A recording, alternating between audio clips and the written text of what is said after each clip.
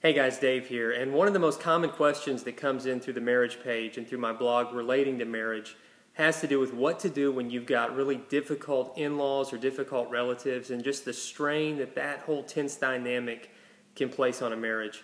And man, that's a great question, and each situation is so unique, and so I want to be careful not to just give a bunch of general answers that might not necessarily apply to you, but here are a few principles that I think hold true in every situation as I just study God's Word, which I believe is the authority on everything and really gives us answers for the difficult questions of life. And a few things that the Bible does say is, one, as far as it depends on you, live at peace with everyone.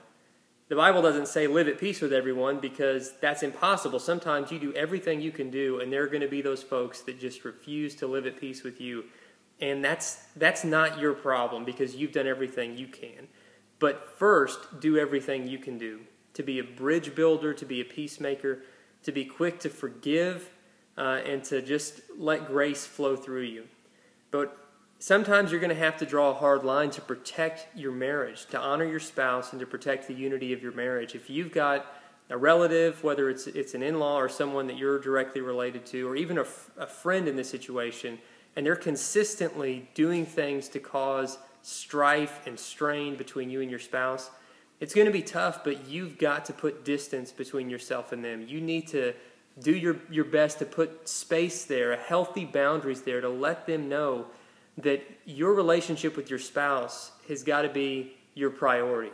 That's where your main loyalty has to lie, and that's the way God designed marriage, that our first loyalty would always be to Him, and then our next loyalty would be to our spouse, putting our spouse even ahead of ourselves. And anybody that would try to compromise that or pull you away from them is going to be someone that you're going to have some tough conversations with and potentially remove from your life. But before you get to that point, do everything you can to love and honor and respect your family and to try your best to make peace with them. But if that's not working and it's causing strain on your marriage, you've got to put your marriage first every single time. One of the biggest things in all this is for you and your spouse to be unified on it. You've got to be on the same page. You've got to communicate with one another, and you've got to just let each other know that in whatever situation, you've got each other's back. And if you are at that place, then you can walk into any situation, no matter how tense it might be at Thanksgiving at your extended family's house. If you know that you and your spouse are unified, you're together, and nobody and nothing is going to come between you, you can make it through. And I'd say also pray. You know, I've seen prayer change hearts. Sometimes God uses prayer to change our own perspective, and sometimes He uses it to change the situation around us. But use that as a tool to do together as husband and wife, and that's going to be another great way to bring you even closer.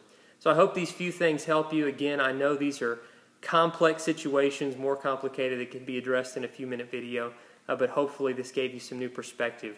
So keep loving each other, keep trusting each other, and never give up on each other. God bless you guys.